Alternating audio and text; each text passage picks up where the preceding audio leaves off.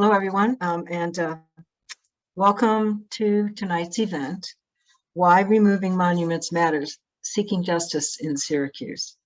This is the second of a two-part series that is presented by the neighbors of the Onondaga Nation, women of,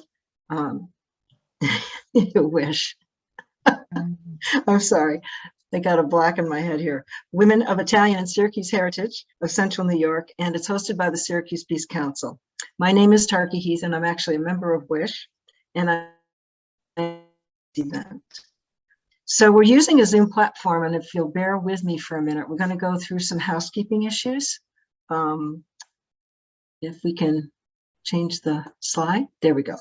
Okay. So most of you are familiar with Zoom by now, but first and foremost, please do keep your microphones off during is on. We'll ask you to turn it off, and if there are disruptions that are created, we will have to remove you from the meeting.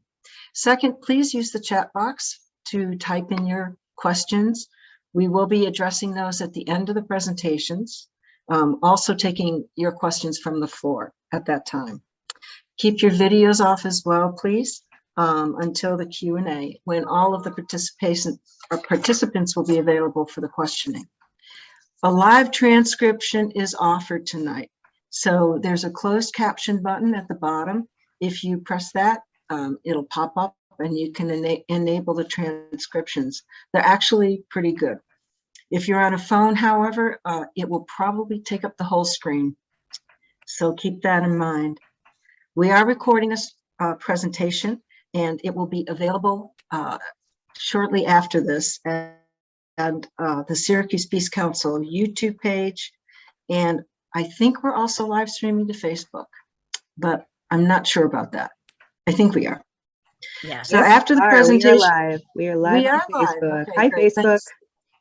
Thanks for confirming that. All right, after the presentation, we are going to take your questions. You can raise your hand by going to the little, I don't know if you can show them where, maybe I can show you where it is. Anyway, there's a little place at the bottom that you can raise your hand. Remember, if you do raise it, you have to remember to lower it when your question is answered. So now I have the opportunity to do the land acknowledgement. For the next slide. Thank you. This is a lovely painting done by Eli Thomas. Eli Thomas is Wolf Clan, Onondaga Nation, Haudenosaunee, and this is a painting of one of the kettle lakes in Central New York. It could be Tully, it could be Song Lake. They're all very beautiful. And at the back of this painting, Eli has written, Tully is the first place for forgiveness with wampum. And so these lakes are very special to the Onondagas and to us. And I am very thankful to be here in the lands of the Onondaga people, whose ancestors have been stewards and resided here since time immemorial. We're gathered here within the Onondaga Reservation recognized territory by the 1794 Treaty of Canandaigua. Many Haudenosaunee and other indigenous peoples still thrive in this area today, alive and strong, under the great law of peace. We must never forget the land thefts that forced removal that resulted in the abandonment of innumerable sacred sites, the loss of protection of hundreds, thousands of unmarked ancestors' graves, the loss of their ability to carry on their spiritual and cultural relationships with the land, water, plants, and animals. And I feel very fortunate to be living in this territory, in this land. Thank you. This is a collaborative effort, and it's being brought to you by WISH, which I mentioned. WISH is the Women of Italian and Syracuse Heritage, and it's a group of women from Central New York. Yeah, thanks. Cindy, I'm sorry, I'm going to call you out, hon. Your microphone's open. Okay. Maybe you can. So we are really devoted to historic truth telling, community healing, education, and outreach. We also truly share the joy of our Italian heritage. When we do get together at our meetings, which have been just about weekly, we've missed a few, but we do talk about family, and we talk about recipes, and we talk about history in the Syracuse area and Italy. Every Wednesday, there's a Women's Wednesday. If you go on our Facebook page, you will see a biography of an amazing Italian woman and the heritage of that person. So we also value the diversity of our communities in Central New York. Noon is a very special group. It is a program of the Syracuse Peace Council, and neighbors of the Onondaga Nation recognize and support the sovereignty of the Onondaga Nation. And we also thank Syracuse Peace Council for sponsoring and providing the Zoom platform today. So our agenda for tonight, I won't go through it all. We're going to cover a range of topics that all relate to the same subject, which is removing monuments. So we will go to the first presentation, which is Anna Tiburzi presenting the big picture. And I think Anna's going to, yeah, there we go. Thank you. Anna will explore the history, politics, and the shifting of attitudes toward removal of oppressive, offensive monuments. Anna received a master's in landscape architecture at the Syracuse University Environmental Forestry School and Syracuse University. Her capstone project was entitled Monuments and the Politics of Memory. In August, Anna presented a webinar on this subject to both the Mayor's Heritage Park Commission and the Italian American Task Force. We're pleased that she's here with us today, so please proceed, Anna. Thank you. Hi, everyone, and good evening. So this work, Monuments and the Politics of Memory, is part of my capstone research, which, like was mentioned, I completed for my master's program. And it focuses on the history of monuments and how we look at them.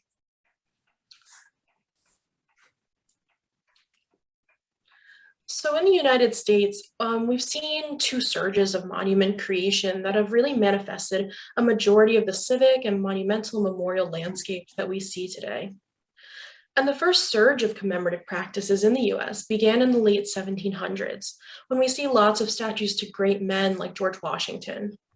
And most of our most recognizable monuments, like our stone generals and explorers, are actually products of the 1890s Jim Crow era. And this was a period of conflict and transformation as civil rights groups pushed for equality and justice. And during this time, we see a lot of monuments being put up to reassert values of white supremacy. But contemporary commemoration also coincides with a period of political and social instability, and it's really rooted in the early days of the public art industry. The Vietnam Veterans Memorial, which was built in 1982, is really representative of this shift in commemorative design, where we see a trend towards more large-scale abstract forms of memorial that are often more interpretive and evocative. And today we see communities and groups reacting against these depictions and symbols of power.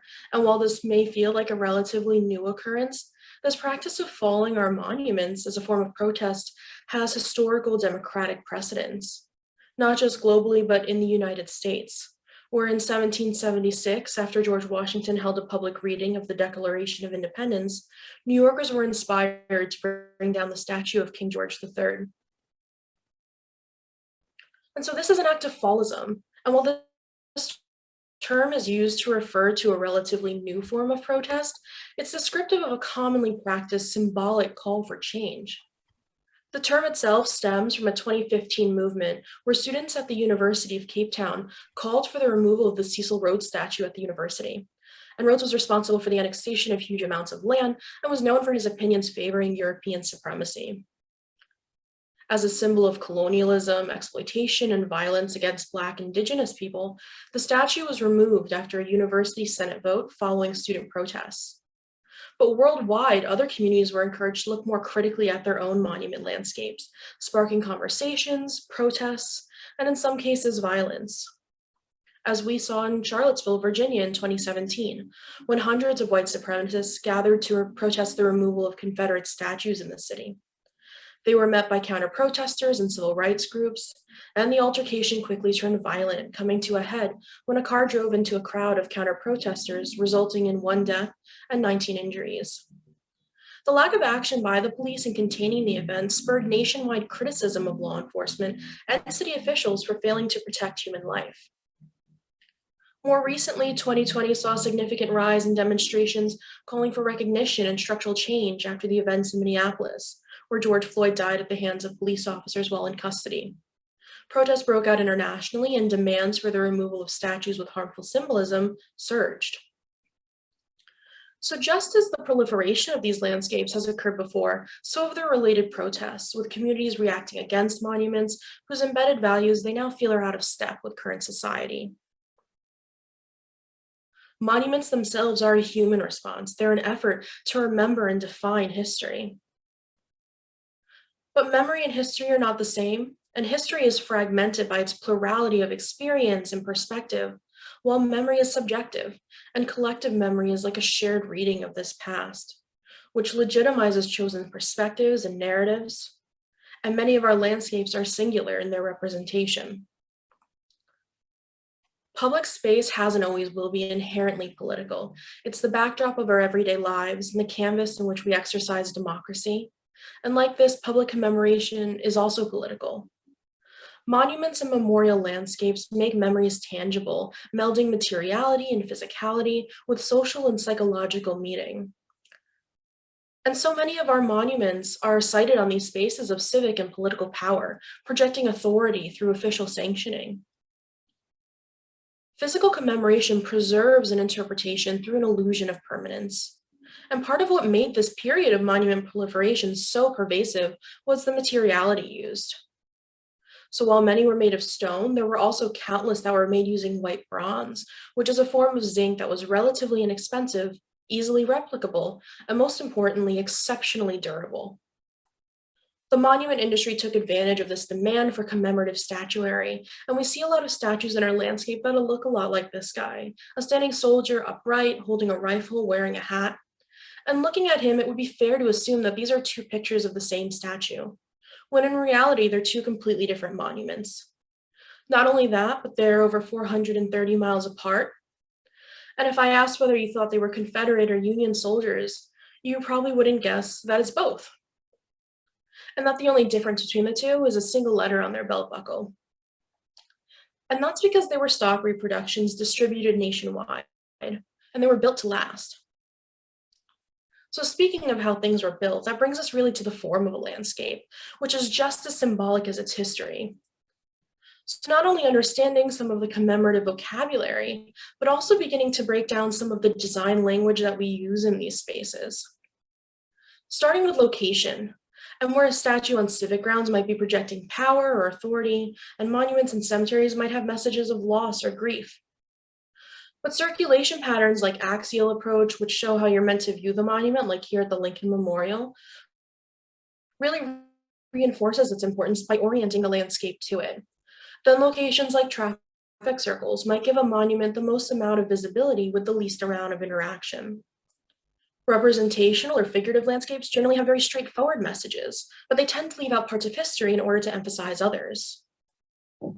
On the other hand, non-representational works allow for an ambiguity of narrative and interpretation that come from the abstraction of form. And at the National Memorial for Peace and Justice, over 800 suspended boxes represent counties where a lynching occurred in the US.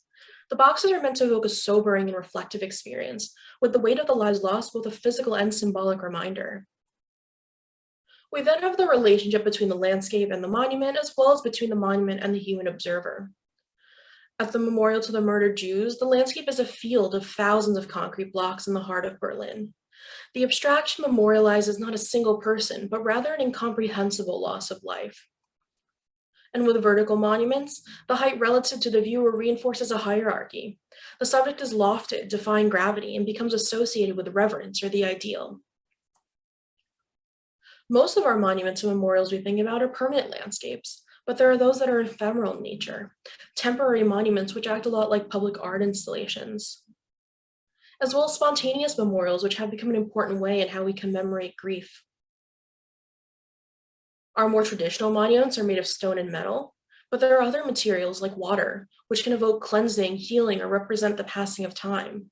And at the center of the Civil Rights Memorial Fountain, water rises across the top before falling over the edge. You can touch it, alter its course and flow before it becomes smooth again. More and more, we see vegetation as a symbol of vitality and rebirth. Trees are dynamic. They and their meanings change as they grow, mature, and fade. And at the 9/11 Memorial is a single calorie pear, the sole survivor tree.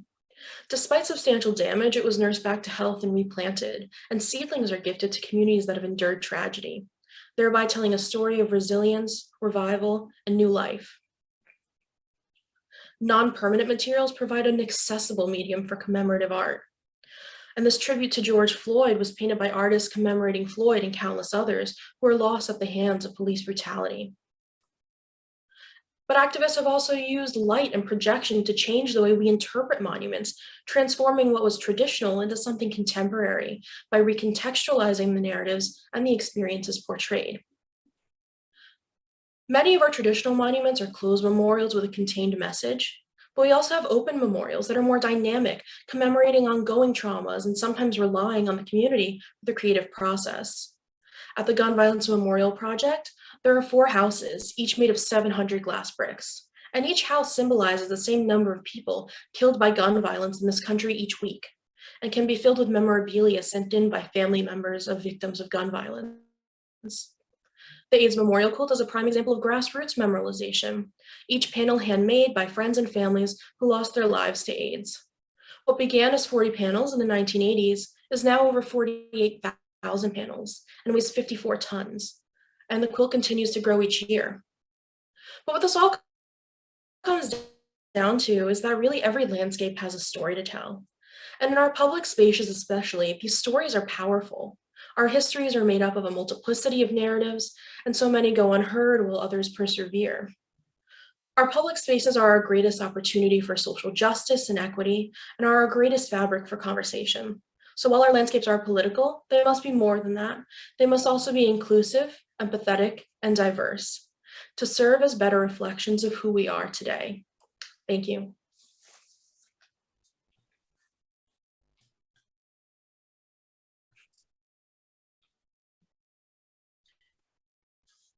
Thank you, Anna. That was a very quick history. You went through it very completely and very quickly.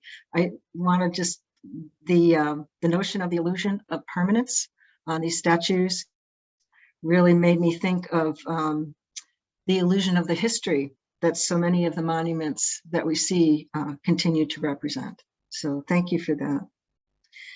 Our next presentation comes all the way from Chicago, demonstrating one of the benefits of going virtual. So we're able to bring Gabriel Piemonte and Damayanti Wallace to present their success story, removing 3 Columbus monuments in Chicago. Gabriel is the founder and president of the Italian American Heritage Society of Chicago. He is the publisher of Pomerola magazine, an online magazine featuring the culture and politics of the Italian diaspora, expanding voices to include members of the Black American and Indigenous communities. Damayanti Wallace is the co-founder of GoodKids MadCity, a Chicago youth group which formed after the shooting at the Marjory Stoneman Douglas High School. This organization is dedicated to fighting violence and supporting their community during the pandemic. Their activism also aided in the removal of 3 Columbus monuments in Chicago. So thank you, Gabriel and Damayanti, for joining us and presenting. Thank you so much for having us. Hi. Yes, thank you. I'm really glad to be here and be able to talk about this for another time. Yeah, this is, I'm very excited. Damayanti and I, this is our 2nd time presenting together on this topic. And we were able to have some great conversation in the fall at the Calandra Institute. And so New York has been very kind to us and we're appreciative. And I'm so grateful to Damayanti for her willingness to be involved in these conversations. Do I have screen share? Can I put Yep, you're all set our to go, Gabriel. wonderful. So I'm just gonna do screen share, and this means I think Anna, I'm taking over from you. Thank you so much for really kind of optimal. I couldn't have planned out a better sort of context for what we're about to talk about. So okay, I'm having maybe some little bit of technical difficulty, but I think we're going to be okay. Just let me know if you're not seeing what I'm hoping you're about to see, which is just our, it's starting with our logos. So Damayanti, was there anything, can you all see our logos? Is that appearing to you? Okay. We don't see it yet. Nothing. Gabriel. Don't see it yet. Okay. All right. So let's see what's going on here. Sorry. I can share it if you need me to. Okay, let me just try one more time. I think, all right, I think I know what I did wrong. Let's see. How's that? Is that, no, still not working? Okay, Damayanti, could you take over for my my old self and get this? You've got. I sent you this slideshow, right? It hasn't changed. I don't think. It's the one that ends with the gratitude stone. Yes. Yeah. This. Okay. Can you all see our logos now? Yes, we see it perfectly. Thank you. Wonderful. Wonderful. Okay, wonderful. Great. Did you want to add anything, Damayanti, to the GoodKids MadCity intro? Just to say that I'm really appreciative to be able to talk about our experience in Chicago. Our 4-year anniversary just passed on March 14th. So we are going through a lot of changes and really making those markers. And it's important to be able to have these conversations, especially about things that are impacting us so heavily, especially in Chicago right now. I mean, I'm in LA for school, but of course I'm still like pretty much plugged in and knowing what's going on. I guess, yeah, I will say more. I'm sure more will come out by the time we get to talking about the actual topics, but yeah, I'm really, really just grateful to be able to have this conversation and share my knowledge on this particular topic. So how we're going to kind of share this time together is I'm going to start with what I think is a useful kind of contextualization of the place of Italian Americans in this sort of fraught space of monuments and kind of racial reckoning. And then Damayanti is going to get into what is actually a very important, to me, kind of the center of this story, the events around a particular summer day a couple of years ago. I want to express just tremendous gratitude to Wish and Noon. I really feel that somehow our organizations, what's happening in Chicago and what's happening in Syracuse, I feel are destined to sort of define how Italian Americans move forward, at least constructively. And this is an especially exciting day for me. The woman that you're looking at is Angelina Ferroni Longo, and she is the grandmother of Marcy Marola, who is a Chicagoan, a poet, and the editor-in-chief of Pomerola magazine.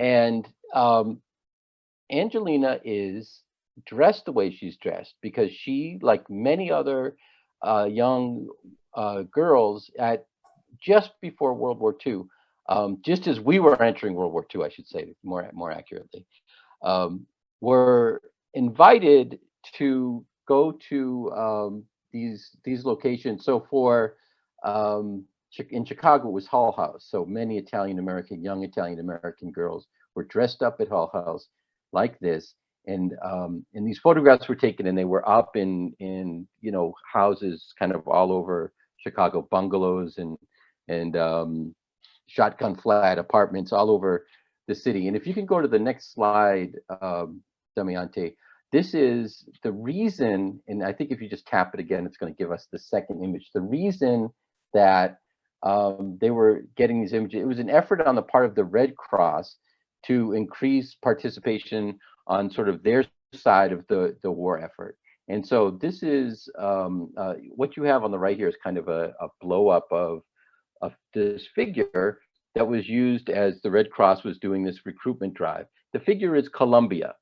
So this is the female Columbus, who is used as often as Columbus is through much of the early life of Columbus, and we're going to get into why. But this, I think, is an important part of the story, because Columbus is, I think, now we kind of have these hard and fast sides, even for Italian Americans, in terms of how we think about him. But imagine that your mother or father, Italian. The Second World War is starting. There's all kinds of tension around what Italy is doing. I mean, they're essentially going to very quickly become enemies of Americans. And here's an opportunity to demonstrate your patriotism by going out and getting this photo taken. Literally, your child draped in the flag. And the key to this Americanness for you is Columbus. Columbus, female, now Columbia. And if we can look at the next slide, you see you start to see more of a sense of the Columbia we all know, the Columbus we all know.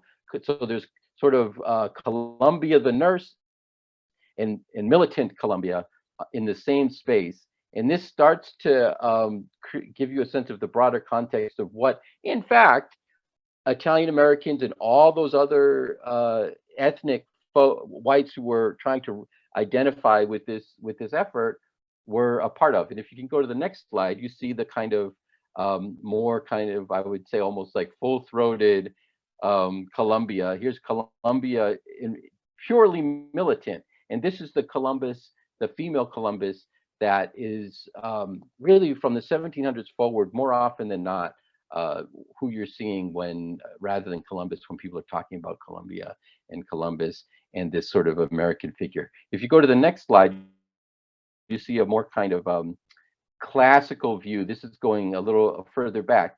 And so this is, what's important here is to understand the roots of all of this. So again, imagine that you're thinking, oh, I want to demonstrate as a new immigrant to this country that we're a part of this effort. I don't want to be associated with things that are happening in my homeland that aren't good for this country.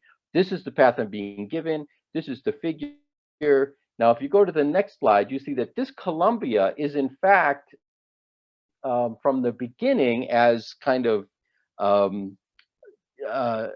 unattractive in its way, or sort of uncomfortable in its way, as this figure is, meant to replace this figure, which is the sort of idealized native figure that was the icon representing the colonies.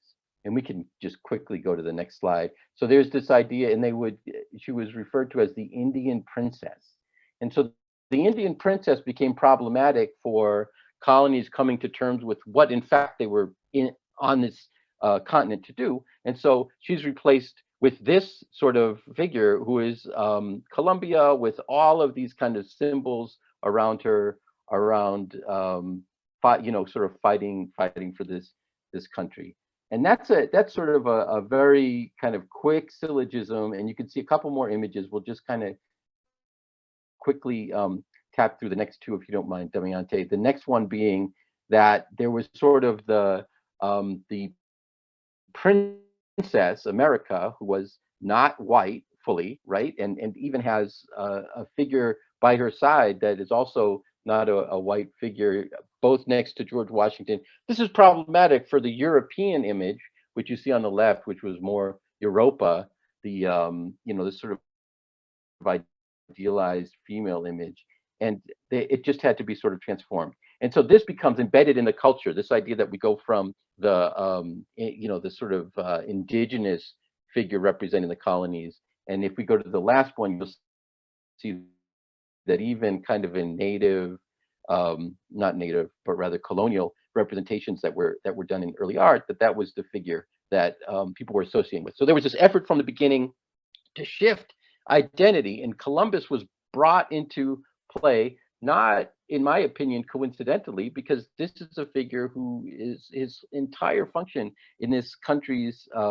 kind of mythology is to eliminate, to erase, to negate indigenous and other non-white figures in history. And so that I kind of extend that history, bringing it up to this World War II photo of Angelina, Ferroni, Longo, to point out the very fluid space of identity that Italian Americans found themselves in this moment, and which continued, to, I think, be a challenge through the 20th century. And in the end, I think, in fairness to Italian Americans, the defense would be, we're simply trying to become American. That's what things like that photo, that Red Cross photo, which is partly kind of a pro-war photo, kind of a, has a kind of tacit violence associated with it, is really just the efforts of a group of immigrants to integrate. But invariably, it is necessary for us to face our past and recognize that invariably in the United States, when you attempt to integrate and become fully American, what fully American means is fully white. It's a white supremacist construct if you're not kind of facing reality and if you're not kind of facing history. So we end up with a situation where we're, for our, in the name of kind of integration, we're bringing our children into one idea of what it means to be an American. And that's one sort of form of integration, but that authentic integration is something entirely different. And there are a whole other group of young people who are bearing the brunt of our sort of willful blindness. And this next image, and I'm going to kind of turn it over to Damayanti in a moment here, but it's a little disquieting. So just be prepared. It's not horrible, but it's pretty unsettling. And this is a friend of Damayanti's, and a young lady that I have some mutual friends with, Miracle Boyd, who in the story you're about to hear is an important figure, assaulted by Chicago police as she and Damayanti and other members of their organization and other organizations were simply protesting the presence of Columbus as kind of the figure that when you come to Chicago is sort of welcoming you at the front door. And I'm going to turn it over to you now, Damayanti, to kind of talk about your experiences. Okay, so thank you so much for providing that context. I think it's really important to talk about how embedded Columbus and Columbia are in our like daily history. I can say that growing up in school, I learned a lot about Columbus. Like it was basically beaten into us of what the fear, the like erasure, and there's no freeing from that. In a sense, we are always going to be in that constant cycle. There's always a Columbus coming in and doing something. So the figure was more than this happened once, but this is constantly and will be consistently happening to you on a day-to-day basis. So our talks and removal of Columbus when we were organizing the protest was less about this one moment. We weren't trying to be like on trend, obviously this was happening around the world. We weren't trying to say like, oh, we need to do it because everybody else is doing it, but it's the fact of what that statue represents, right? It represents the fact that we will never, as people who were brought here, never belong, right? Like there's always this looming figure that will erase and kill and will make sure that wherever you are is not a permanent place. So I'm gonna move from this image because it's a little hard for me to look at and talk, but this is Miracle. I'll move from this, but Miracle is a member of GoodKids MadCity, which is the organization that I'm the co-founder of. On this day, and I can't really give you an exact date because I don't remember, in my telling this story, there are a lot of holes simply for trauma reasons that I can't fully piece it together. But this started as a rally. It started as a rally of Indigenous and Black people coming together to say, like, we stand in solidarity. Obviously 2020, the summer was hot. Like, we were protesting almost every day. It was like the longest running summer of protests in a row since the George Floyd protests had started. And we thought it was really important that we called attention to the fact that the Columbus statue was still up in Grant Park, and that it's something that you see coming into the city consistently, right? Like, this statue, and I believe there's another one, is all over the city. And there were no talks of removing it, especially around the time when other statues were being removed or talks of removing them. Like, Chicago was pretty silent on that. So this protest that eventually ended up here started as a rally, and Indigenous folks and Black folks were coming together, sharing our culture, sharing our community, sharing our traditions. We had music, we had poetry, we had dancing, everything. It was really, really beautiful, actually. And the protest originally was not planned to go this far, did not plan to go this violent. It's another one of those things that just kind of happen in the moment. When summer is hot like that, you can't really predict where things are gonna go. We left from Buckingham Fountain and walked to Grant Park. And in doing that, we took the streets, we were protesting, we were marching, playing music. And GoodKids MadCity, it was maybe about 4 or 5 of us there. We didn't have a lot of turnout, just because when you have a summer that's long like that, you always have activists who need rest and who need breaks. So we don't really rely as much on numbers, whereas we rely on, like, who can speak, who actually has capacity to be there, because we are still trying to protect people for mental health reasons. And so to talk about this scene specifically, we had gotten to Grant Park and there were things happening. We had somehow ended up in the back. All of the organizers ended up in kind of like in the back of the protest. So it was just like, we couldn't really see what was going on. Then all of a sudden fireworks start popping off. People are throwing things at the statue, and it was not violent. Like, the fireworks that were popping off were not going anywhere. They were not going to hurt anybody.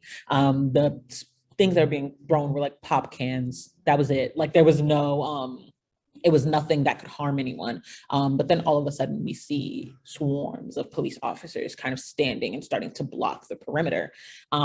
So we start moving closer, we start inching closer, trying to make sure, like, our people are okay. We had got split up a little bit, so we couldn't see everybody and we couldn't find them. But by the time we get more toward the front, we start seeing people are injured. The police had come in with their batons and they were hitting people. So people with head gashes, just like bleeding and bleeding. And a lot of us were trained in, like, first responder training. So we're taught to, like, assess the situation and see how we can help. And if we can't, we go find somebody that can, right? So we're kind of in this pursuit to find the medics who are on site to make sure that we can locate people and get them help. So we're, like, sending pinned locations and making sure that everything is kind of going the way that we were taught. And so we were looking for Miracle and the friend that was with her. And so what ended up happening, Grant Park is very big. This does not do Grant Park justice. We could not see anything. Like, we saw what was in front of us and that was absolutely it. There were a lot of people there and there were a lot of police. There was tear gas and we could not possibly, like, get to the point of knowing where everyone was.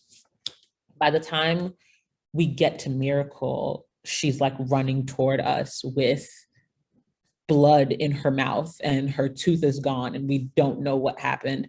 And immediately she's, like, crying and screaming, trying to tell us that this cop had just punched her in the face for trying to record someone who they were arresting. So the entire situation was they were arresting someone outside of the Grant Park perimeter. And this was one of the protesters who I'm assuming was, like, coming in, but again, we still don't have all of those, like, details and it's been 2 years at this point.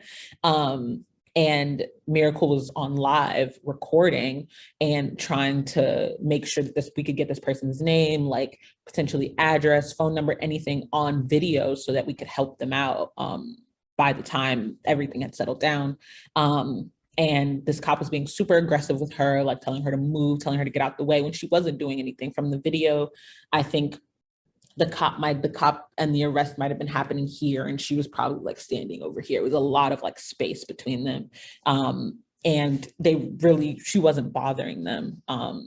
But this cop begins to get all in Miracle's face. And this is from what she's telling us. And then she's like recording him because she's like, don't come any closer to me. And he just like full fist punches her in her mouth. That's it. Breaks her phone, right? We found the Facebook Live video eventually on like after the live had ended, but breaks her phone and her tooth is out. So this kind of really escalates the situation, right? Miracle is a well-known activist in Chicago. She has worked with GoodKids MadCity. Her schools were closing, so that's how we found her. She was doing advocacy work to try to make sure her middle school stayed open. And this was when Rahm Emanuel was like doing a string of like closings in Inglewood, and her school was one of them. So people know who she is. As we are trying to help her out, we're trying to figure out how do we get her to a medic? What do we do? The police start closing in on us, and we are forced into this Grant Park area. And I don't know what other pictures there are. So I'm like, yeah. So by the time all these trees that you can see a little bit, we're like in the trees. That's how like in we had to be in. Behind that are like concrete slabs that they were kind of like blocking off, and everybody had to stay inside. So, I mean, you can see the wall of police in the next one if you also want to show that. That's up to yes. you if you do. I can. Is this? Sorry, it should be in between them. Maybe if you go back one. Yes, here we go. So we took Miracle to Chicago Street Medic, which was like their building. They have a building with Freedom School, which is near there. So we took her there. But as you can see, this is like happening times like 20 at this point. People are being hurt and pushed. The police like are not budging. So this, and I'll wrap up. Here are like some of the stats for this. But yeah, so this is what we were looking at and dealing with being in it. The fact that they were willing, the police and the city and the mayor were willing to protect concrete or this material over people's lives. That was what we were dealing with. People were injured, people were truly hurt. And that's what the protection was for, right? So it's for this thing, basically, because this is not a person. This hardly holds much sentimental value to the people in Chicago. So why are our lives being put on the line and being put in danger in order to protect something that literally the next day they took down? So the next day you see whatever, they have this whole thing and they're taking down the statue in Grant Park for protection. They do a temporary takedown so that no other protests happen there, right? It is back up now. They did not keep that removal. So yeah, and then of course, Lori Lightfoot comes out the next day saying that the protesters were incredibly violent, when that wasn't the case. We were actually incredibly peaceful, and the police turned it violent. From, if we're considering violence, throwing pop cans at statues, then I have seen much more violence in my life than I thought originally. If we're considering something as trivial as that, violence. So I don't know about the trauma that any of you have experienced, but I have a lot, and pop cans are not a part of that. So as we're looking at this, right, Lightfoot, which she did this many times in the summer and still does it to this day, calling protesters violent and thanking her police officers for their work at that time. And what we don't know, what we know and other people might not, is that Lightfoot has given Chicago police, at this time specifically, free rein. So she has told them, do anything and everything to stop them. There is no limit on what you can do. You won't get in trouble. That is something that Lightfoot, quoted, has said to her police officers. So, and then of course, the statues are removed soon after. for public safety concerns. So yes, I'm looking through to see what else I can say, but I don't want to take up too much time. So yes, then they. No, I think that's great. Yeah. Yeah. No, I think, and so there's a little follow-up after this, but I'm gonna, in the interest of time, I'm just gonna kind of cut to the chase and say, really the story Damayanti is telling in my mind is the heart of, if this is a success story, and I'm not, success and failure are kind of relative, but to me, it's really the courage of GoodKids MadCity and Shy Nations going out and putting really their bodies on the line, that the public safety thing is sort of a excuse. This is what you're seeing now on the screen is there are actually 2 or 3 headlines that would show up here, but this is the role that we play. So as allies, we just kind of back their play and we say they're right. These people are right. These young people are right. And we're Italian Americans who are saying that they should be gone.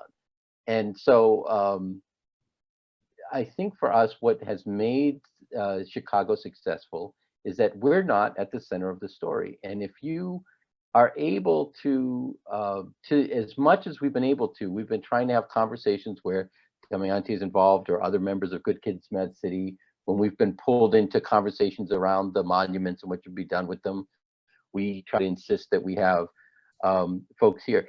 The problem at the heart of this, the injustice at the heart of this, does not affect us in the same way that it's affecting people who have to live in the conditions that are created by Columbus. And as Damayanti said, maybe the most important thing that we've said tonight, there's always a Columbus.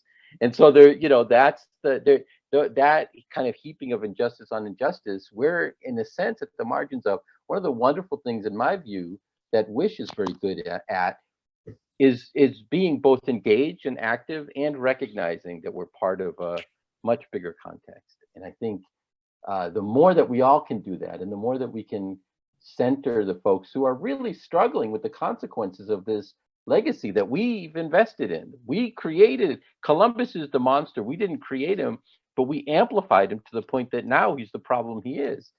And so, just recognizing our place in that history and facing it, I think is crucial. I don't know, Damayanti, if you have any last thoughts. No. You're great. I really appreciate your storytelling. No, I'm really What a day. grateful to be able to share the story. I think it's really important, and we have a lot of information that other folks don't get access to. So it's important to come. So thank you all so much for listening. And thank you for sitting through that.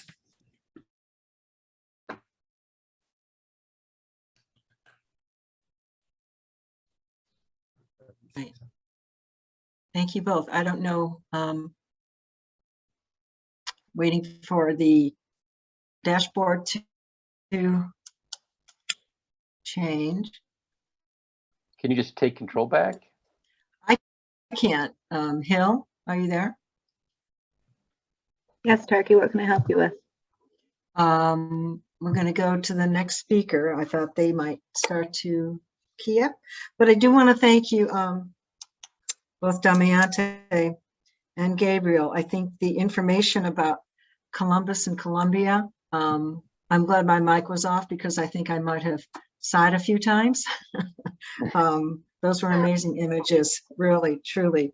And I think it's an interesting contrast. We're going to talk about what's happening here in Syracuse, which has been amazingly peaceful around the Columbus Monument, and contrasting that to what has occurred in Chicago and other communities. I think the approach that Syracuse has been taking is a peaceful one and a correct one, and hopefully we'll get somewhere in that approach. So reaching a little further across the country, actually quite a bit further, to Walla Walla, Washington, we're going to introduce Grace Fritzke.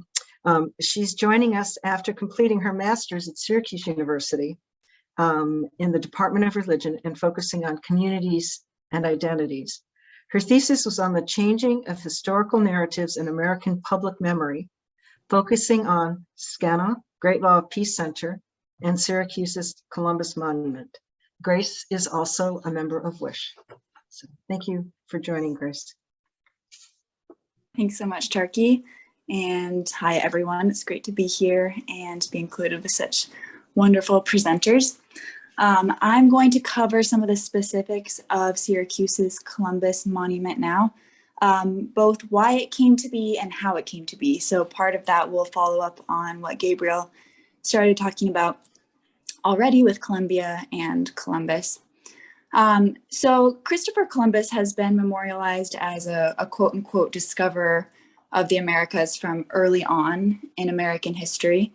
But the why of Syracuse's Columbus Monument is wrapped up in United States and international politics of the 19th century and early 20th century. During this period, immigration to the United States was high from Europe, especially Italy and Ireland, and other European American immigrants discriminated against these individuals and saw them as not white, as we talked about a little bit earlier. This is a political cartoon from the late 19th century about negative feelings towards Italian Americans. Now, by this time, 1880s, 1890s, Italian and Irish Americans, along with some other ethnic groups, started using Columbus to increase their cultural standing and positive visibility in the United States. Italian immigrants did this especially successfully, and between 1870 and 1920, all sorts of Italian American groups led a flurry of activism to get Columbus into the national narrative in textbooks, statuary, and onto the national calendar. Columbus was an Italian of a sort and also Catholic, and so he helped Italian Americans gain broader acceptance in white America for their identity. So in the early 20th century, anti-Italian sentiment was still running high, as you can see in these later cartoons.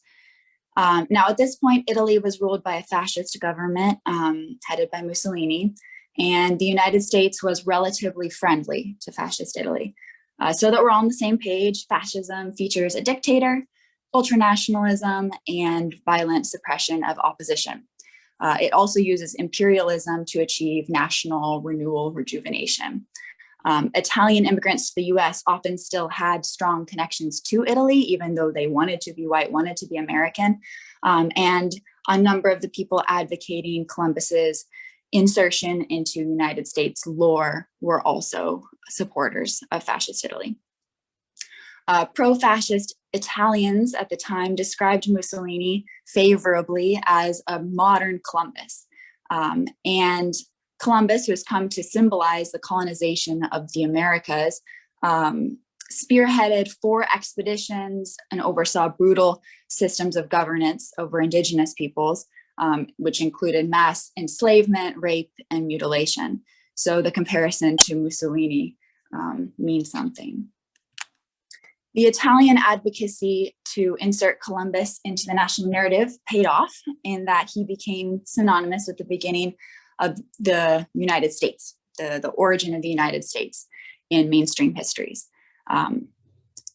Its insertion, Columbus Day's insertion into the national calendar in 1937 was the work of an influential Italian American. His name was Generoso Pope, and he owned a number of Italian newspapers in the United States. He used these papers to secure President Roosevelt the Italian American vote in 1933. And it was Pope's partnership with the Italian American group Knights of Columbus and his access to Roosevelt that got Columbus Day on the calendar. It was also by his influence that Roosevelt stayed neutral toward Mussolini's invasion of Ethiopia in 1935. And you can remember that for just a little bit later, because there's a bit of a Syracuse connection. Celebrations at Columbus monuments in the early 20th century and later on in the 20th century too were large events, especially on Columbus Day and on the dedication of statues. Some of them included a strong fascist presence. And for instance, thousands of fascist supporters attended the Columbus Day wreath-laying ceremony at the Columbus Circle Monument in New York City from 1935 to 1937. Their presence mimicked Italian fascist rallies, with men giving fascist salutes and wearing fascist military uniforms. Other Columbus-related events were similarly well attended, such as the unveiling of the Columbus Memorial in Washington, D.C. in 1912. At the 1933 dedication of Chicago's Columbus statue, Mussolini was actually scheduled to give a live broadcast, but the Italian ambassador to the United States ended up reading his speech for him, which highlighted the building of the statue as like a collaboration between, quote, two great nations.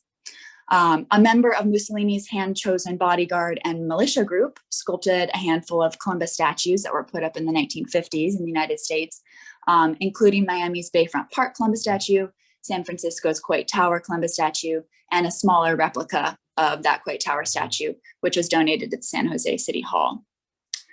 Now for the how of the Syracuse Columbus Monument in particular.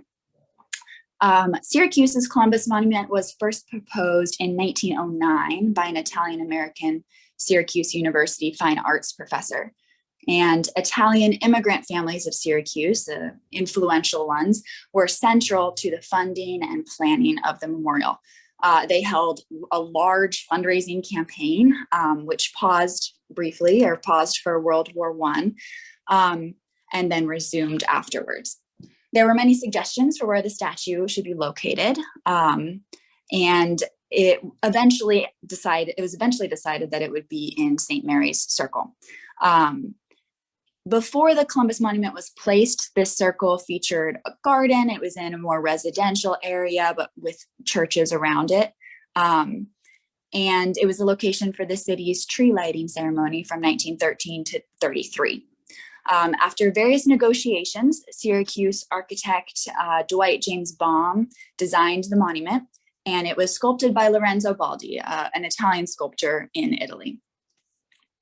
The Great Depression then began, and shipping the statue from Italy, where Baldi worked, was going to cost more than was originally anticipated. So the Italian community in Syracuse set out on another round of fundraising, and they did that from a building that was owned by Knights of Columbus. Mussolini ended up donating the money necessary to cover those shipping costs, and he did so with the condition that the statue would have the inscription, Cristoforo Colombo, Discoverer of America. So the memorial with that inscription, as requested by Mussolini, was dedicated on Columbus Day 1934. Mussolini indirectly received those funds back from Syracuseans a few years later in 1936, when Italian-American women were answering a call from Italy to donate their gold jewelry to fund Italy's efforts to invade Ethiopia as part of its imperial goals. 300 women in Syracuse traded their wedding bands for steel rings engraved with "Gold to our country" and also Mussolini's name. The rings were handed out to the women at a large party after the rings had been blessed at St. Peter's Italian Church. Now, Syracuse's Columbus Memorial itself features a bronze statue of Columbus atop a modified obelisk of pink granite. I decided we didn't need to see his face today, so that's why we're seeing this picture of him from behind. The obelisk is 29 feet tall, and the Columbus statue itself is 11 for a total of 40 feet. So it's towering over benches and the walking areas around it, and it's surrounded by a traffic circle. The four corners at the top of the obelisk feature 4 bronze heads of Indian-styled men, and these heads have Plains Indian-style headdresses, which are unrelated to the Taino people Columbus enslaved or to the Onondaga Nation on whose land the monument currently stands. At one time, the inclusion of Indian-styled people on the monument could have been construed as being to honor America's indigenous peoples, but always operating under the false and violent assumption that Native people were destined to fade away and be part of the United States past, but not its present or its future. Around the base of the obelisk are reliefs depicting Columbus's arrival in the Americas and his conversion efforts. The obelisk splits a stone boat hearkening to Columbus's travels over water, and it sits on a fountain with a pool featuring a compass made of tile. Behind the monument stands the Onondaga Supreme Court and in Supreme and County Courthouse. And in front of it stands the Roman Catholic Cathedral of the Immaculate Conception. So in this way, the Columbus Memorial and its surroundings physically exemplify some key pillars of the United States master narrative and its collective memory, as Anna already pointed to, a trifecta of Christianity, the American legal system, and the quote unquote discoverer of America. The monument celebrates a man who traveled under the doctrine of discovery, which is a collection of papal bulls granting Christians the right to colonize non-Christians and their land, and symbolizes a horrific legacy of violence in the Americas, even as the monument has been a point of pride for some Italian American Syracusians. So now I will turn it back to you, Tarki, to introduce our next presenters. Well, thank you, Grace. And thank you for tying all those pieces together as well as you did. It's a complicated story, so thank you. And thank you, folks, for sticking with us. We are going a little over our time, but we will stay on to take questions. So the next presenter in our final presentation is on the historical overview of the organizing and action around the Columbus Monument in Syracuse. Andy Major, member and key organizer in Noñh, and Hillary Ann Coppola, a member of both Noñh and Wish, and also an extraordinary organizer herself, will bring to light the long and well-documented history of the opposition to the Columbus Monument in Syracuse. Okay, thank you all. So when I came to Syracuse at the end of 1981, the Syracuse Peace Council's work was very much based on an understanding of the power of colonialism and imperialism. And it was well understood that Columbus was in that legacy, and his statue, the statue of him in the center of the city, was a problem for people. There wasn't a lot of more broad public discussion about it at that point. It was really about a decade later, as people here in Syracuse and across the country were preparing to challenge the 400th anniversary of Columbus's arrival to the Americas, when people began to really raise issues about this history and the monument. And as part of that, American Indian Movement leader Dennis Banks led a march to the Columbus statue, which was organized by the Native American Cultural Awareness Group. They burned an effigy of Columbus at the statue, and some activists spray painted on the monument. It's important to note that the traditional Onondaga leaders didn't support that effort. And in fact, some of the clan mothers spoke out against the action afterwards, saying that it didn't represent the kind of diplomatic approach that they embodied.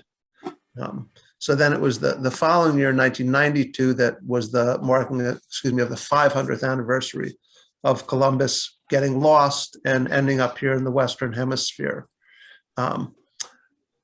That year was also when the newly renovated Columbus statue was unveiled, with great support from then Mayor Tom Young and support from the Italian American community. There were also protests nearby that happened simultaneously. But there was always a sense that there was not the political will to address this public injustice in our city, that the Italian American community was too powerful and influential for there to be any hope of change here.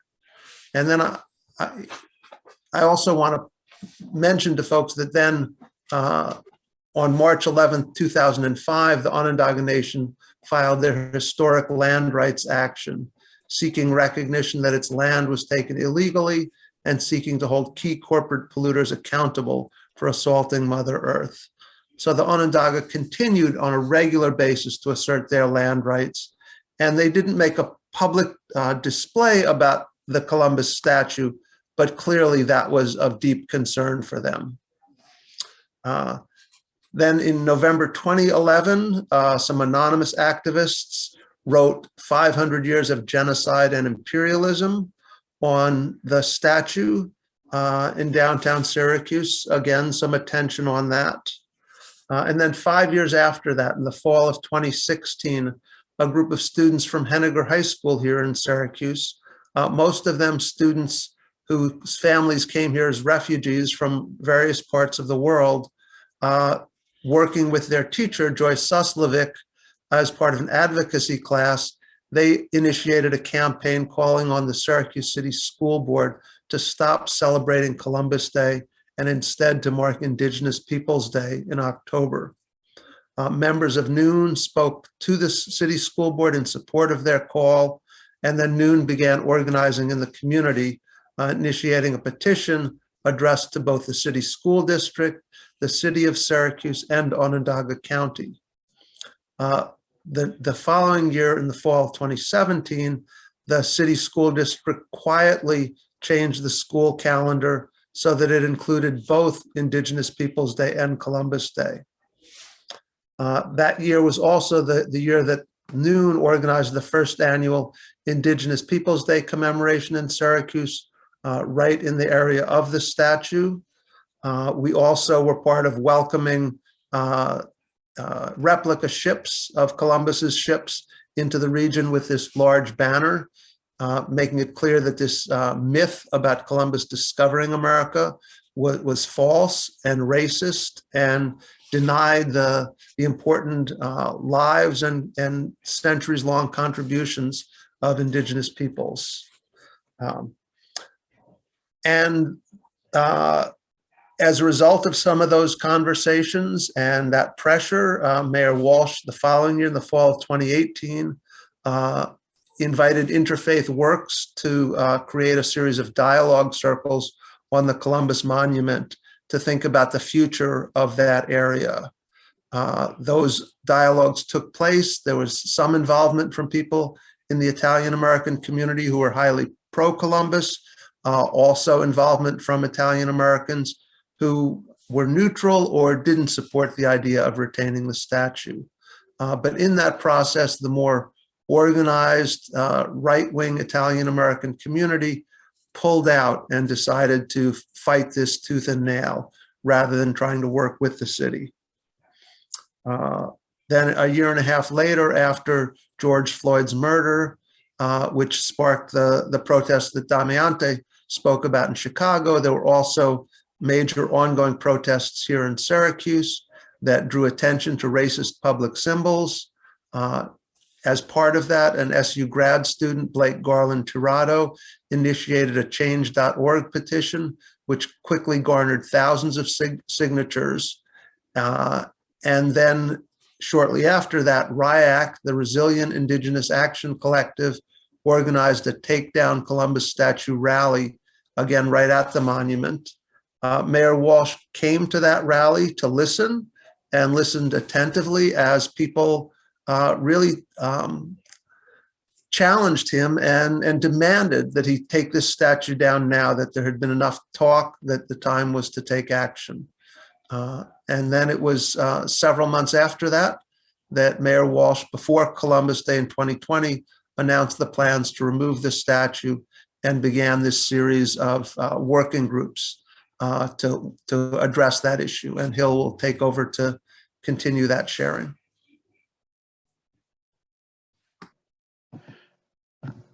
Thank you, Andy. Just a few more photos from our Indigenous Peoples Day / Remove Columbus Day celebration last year, which brought out over 200 community members to continue the work of trying to reframe our values and our focus and enact change. This was actually at the date of the hearing in the lawsuit against the city by the Columbus Monument Corporation. And that's Joe Heath, the general legal counsel for the Onondaga Nation, who's speaking there. They attempted to submit an amicus brief in the lawsuit, and it was denied by the judge, which is a legal injustice continuing America's history of legal injustices. On the steps of the city courthouse here. And this is the most recent effort that WISH and Noon and REACT, the Resilient Indigenous Action Collective, organized upon hearing that NERI decided in support of the Columbus Monument Corporation and against the city and Mayor Walsh. And so we gathered to showcase our unity and our commitment to getting this statue moved and replaced. As Andy mentioned, the city of Syracuse seems that it was more open to discussions than the city of Chicago was at the beginning when this was really picking up steam recently. I think Mayor Walsh has been very open to guidance from the community about the future of the statue, and he showed that early on. I was a member of the Interfaith Works Dialogue Circle, which anybody could join who was interested, and there were great facilitators from Interfaith Works who brought forth different perspectives from, you know, quote unquote stakeholder groups who had interest in Columbus or changing from Columbus.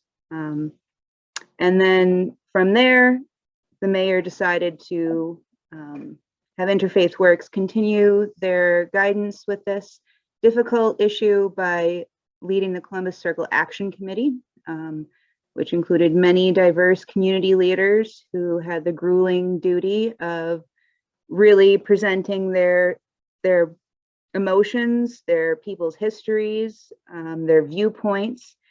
And from there, Interfaith Works provided some recommendations. It wasn't just one recommendation. And Walsh announced immediately after the Action Committee's decisions that he was going to move forward with creating changes. And that led to the creation of 2 more groups. There's a lot of group work in the city's process, as you could see.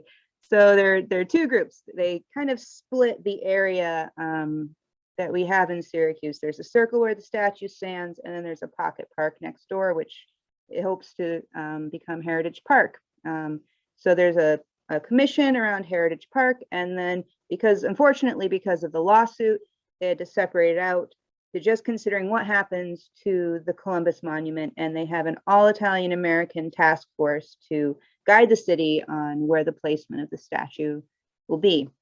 And the city is, of course, cooperating with local and state laws and how to move this statue, because it is, you know, it's an institutionalized piece of art on public property. So they're following protocol. And the lawsuit process is now in its appeal. So the city will perfect its appeal by May. And in the meantime, continue to move ahead with the group that is helping to plan around Heritage Park until we know what happens with the appeal. Decisions about the statue in the circle and where it will go and what it will be replaced with are yet unknown. So there's a lot of you here tonight who are continuing to be interested and supportive of this effort. And I'd encourage you to do whatever you can to make your voice heard and to support the work.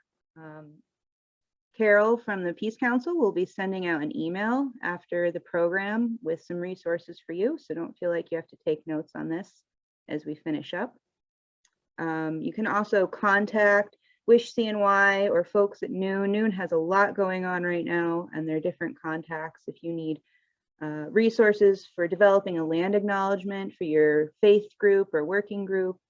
If you aren't part of the newsletter list yet, I encourage you to sign up. If you don't have buttons or signs yet and you're local to Syracuse, I encourage you to contact Andy. And if your group is interested in learning more about the true history of colonialism on Turtle Island, I encourage you to look into hosting witness to injustice, in which case you can contact Cindy. And there are also these resources listed at the Wish CNY website as well. And to finish, I would just like to thank you all for joining us. Perhaps you came to our first event. Both of these will be available on the Syracuse Peace Council YouTube page. under the noon category. So I encourage you to share them with anybody who would be interested in learning more. And I will now pass it back to Tarki, who is going to open the floor for questions and answers. Okay, thank you, Hill. And thank you, Andy. I don't see any questions in the chat yet. Not in the chat, no, Tarki. Okay, so we're going to have to open up to the gallery view. If you can take the screen down.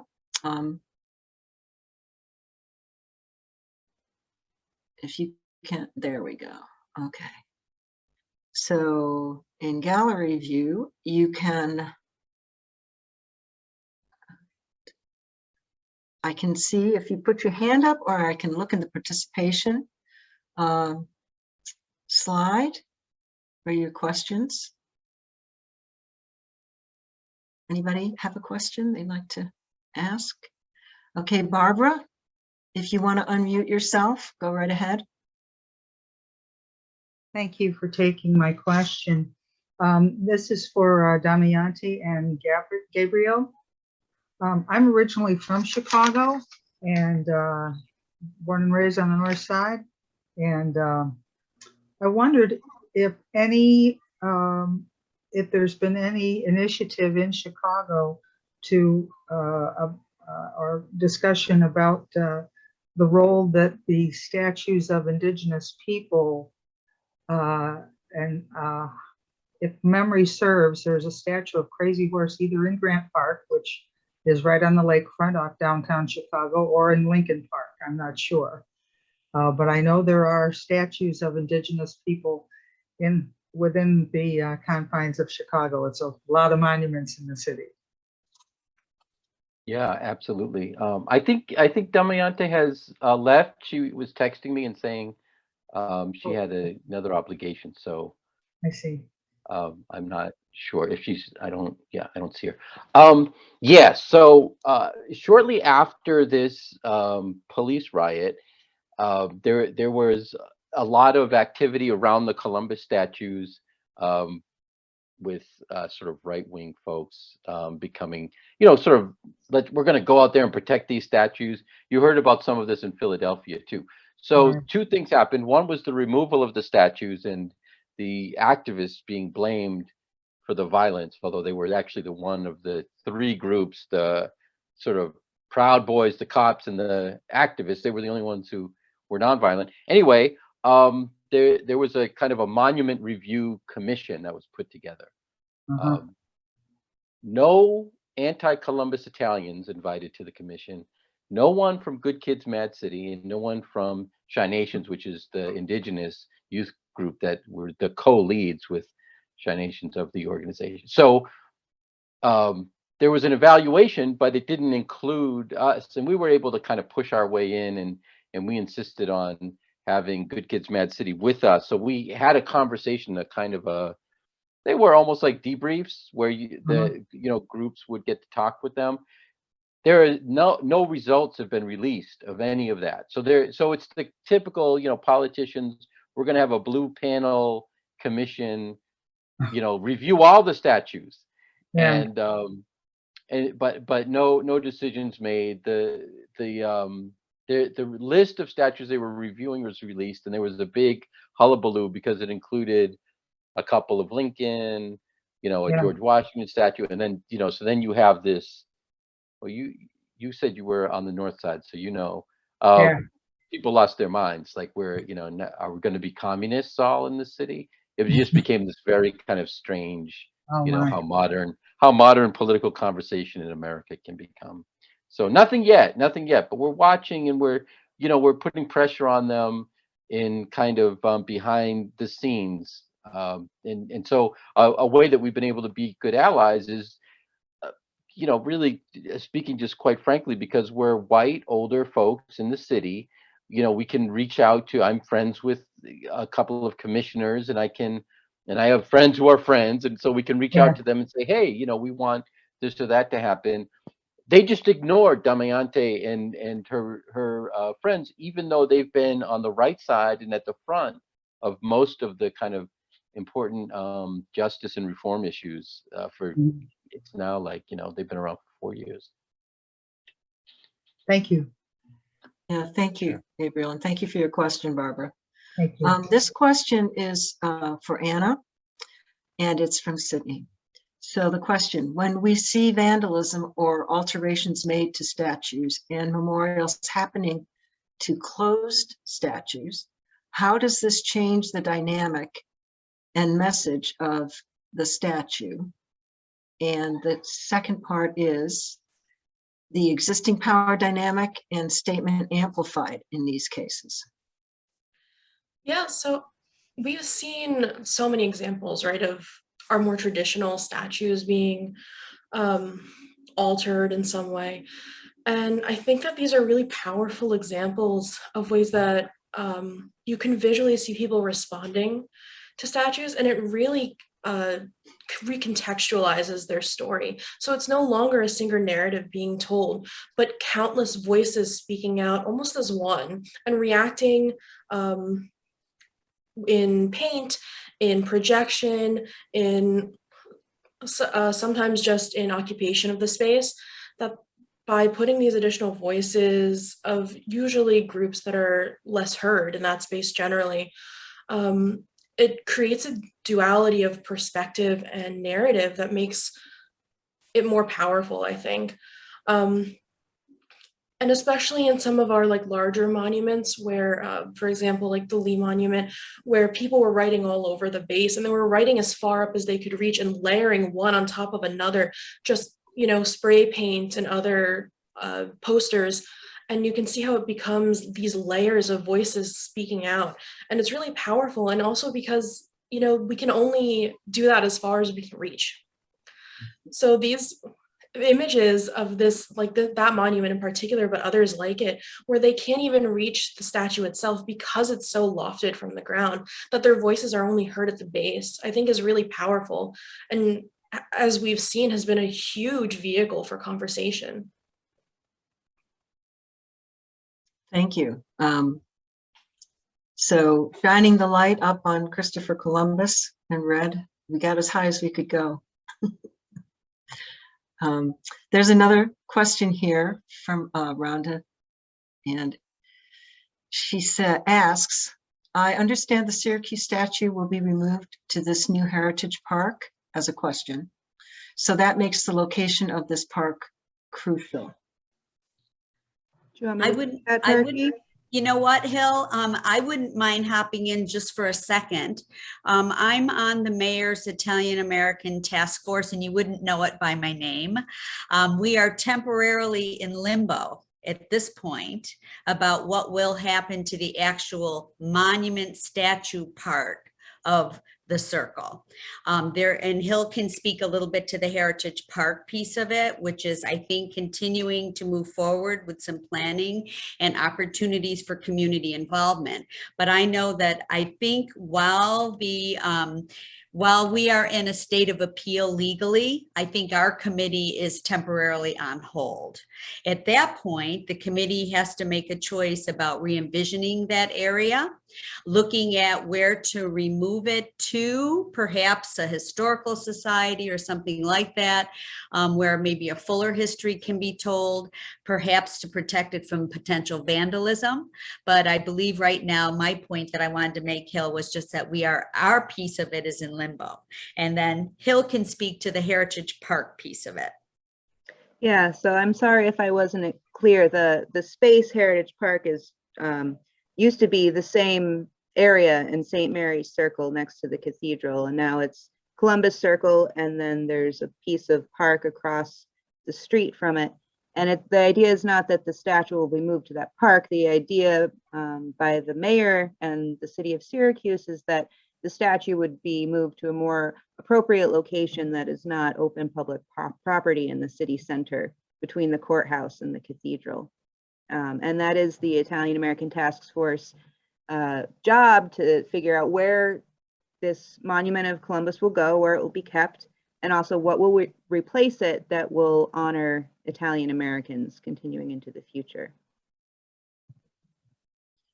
Okay. So thank you, Hill and Colleen. Zawatsky. Colleen is also a member of WISH. So thank you. There's a little conversation going on in the chat that I want to and Anna, maybe you can clarify to some extent. The question was, is vandalism always good then? And I don't think that's what you were saying. So maybe there needs to be some clarification. Right.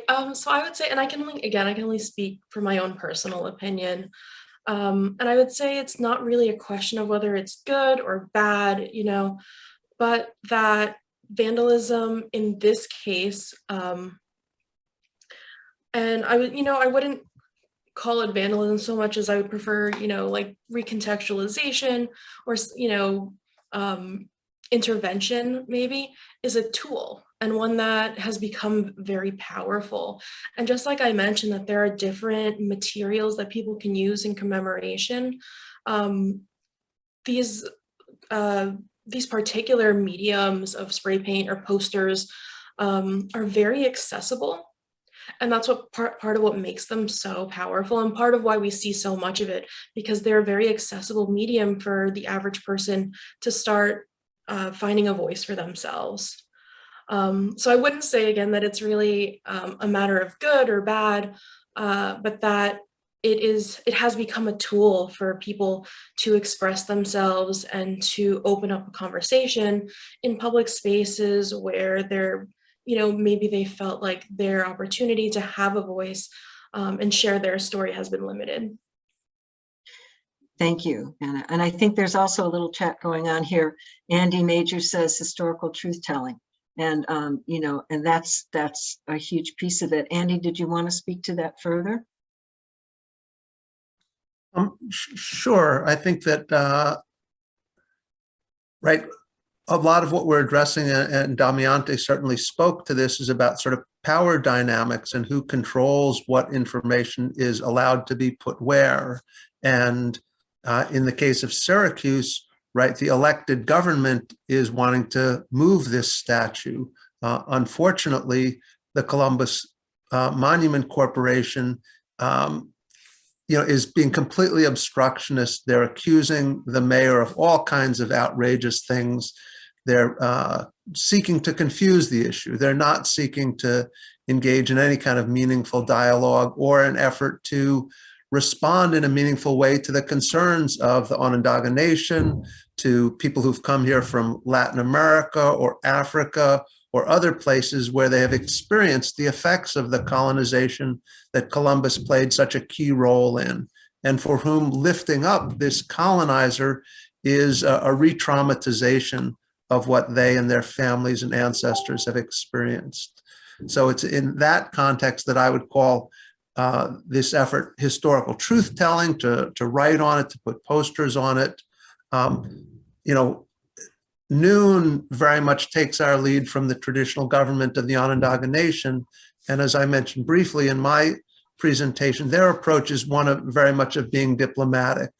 And part of that is that's their way, but they also know that if some random person spray paints the Columbus statue, says genocide on it, that a fair amount of the pushback on that is going to automatically come to the Onondaga Nation, whether they've had any role in it or not. So that's one of the reasons why for us it's important to really be thoughtful about what kinds of actions we support. And earlier there was a little bit of Cindy posted about the Syracuse Police Department talking about protecting the statue. And at the event that we held recently with WISH and RIAC, there were particularly a young Native girl who climbed up and taped some posters up there, and then other people joined her in doing that. And that's a free speech effort. There wasn't defacement or anything that anyone could in any way call vandalism.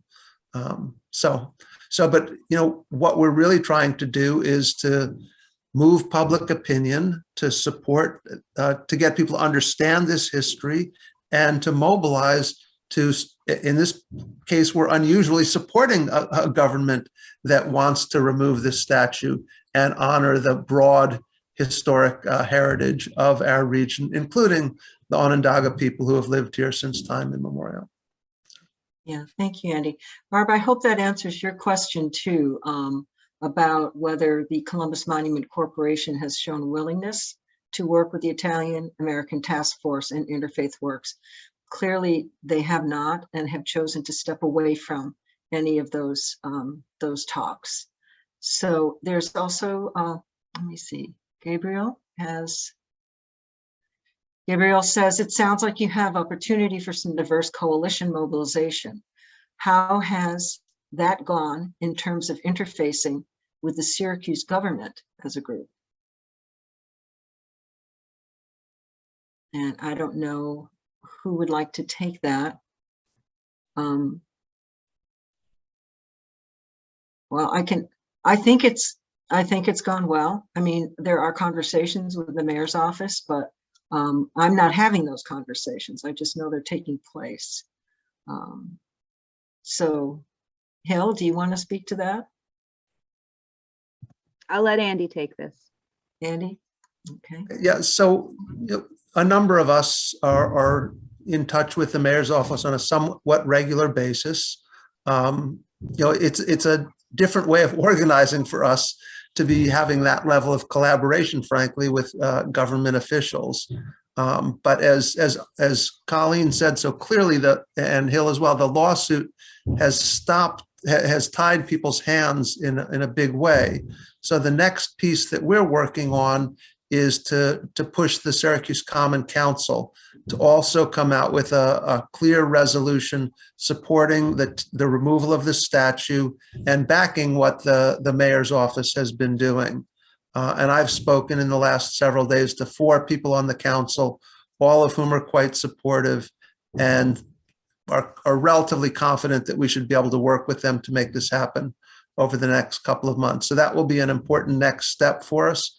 It won't affect the court decision, but what it will do is continue the public momentum saying that the elected officials of Syracuse support this effort.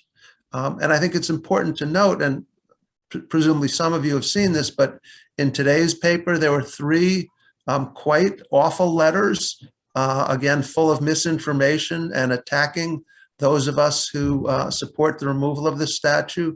And there were some on Sunday as well. So a key piece that people can do who are listening, who want to take action, is to write to Syracuse.com and express your support for taking down the statue and respond to some of the misinformation which keeps getting spread in our community. And to support Andy's comment, if you go to wishcny.org, and I put it in the chat box, we have the comprehensive description of how you would submit a letter to the editor, what the links are to that, what are the common counselor phone numbers and email addresses, if you wish to become active in supporting the goal of removing and replacing the monument. So that's easily accessible.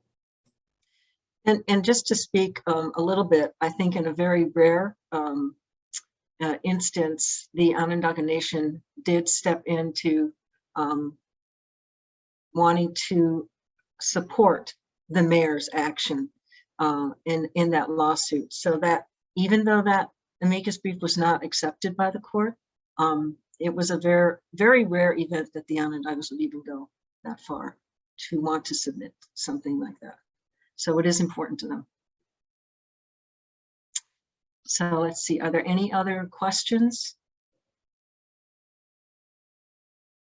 I don't see anything in the chat. And I can't see the gallery view. It keeps changing on me. So let me try that. If you don't know how to raise your hand in the participation screen, you feel free to just raise your hand if you have a question. I'll see if I can see it. No? All right, well, I don't see any. I don't see any questions. Okay. Well, with that, I will say thank you.